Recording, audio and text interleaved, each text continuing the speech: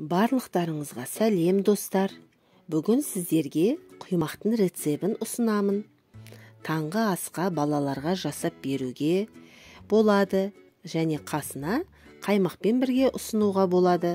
Бұл құймақтың ерекшелігі баяу отта пісіреміз және дәмі деген мінсіз болып шығады. Бізге ең алдымен 2 жұмыртқа қажет болады. Кішірақ жұмыртқаларыңыз болса 3, ал үлкендеу болса 2 жұмыртқа саламыз.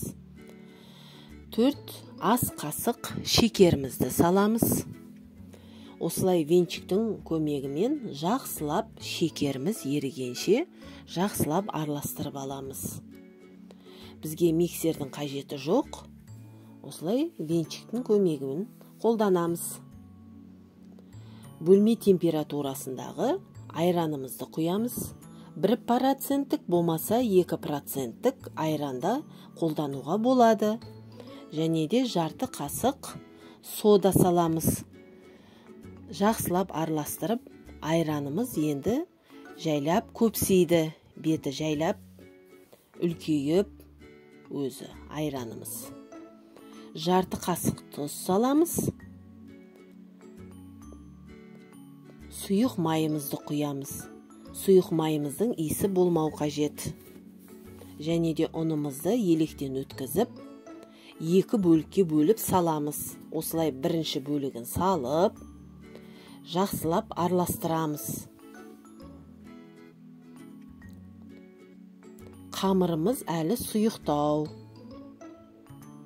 Екінші бөлігінде салып, оны да жақсылап араластырамыз.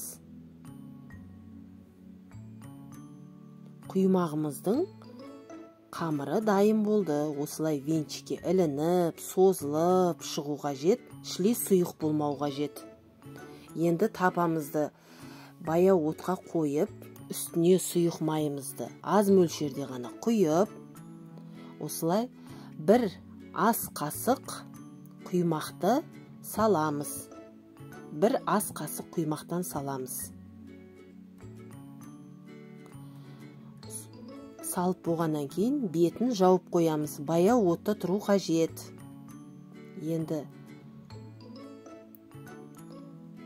жайлап аударамыз қамырымызды.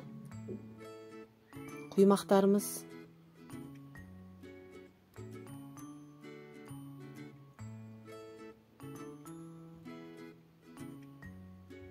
Құймақтарымыз дайын. Енді мына қараңыз, аралары шеке емес, таза піскен арасы. Дәл осы рецепті қолданып көрсеңіздер болады.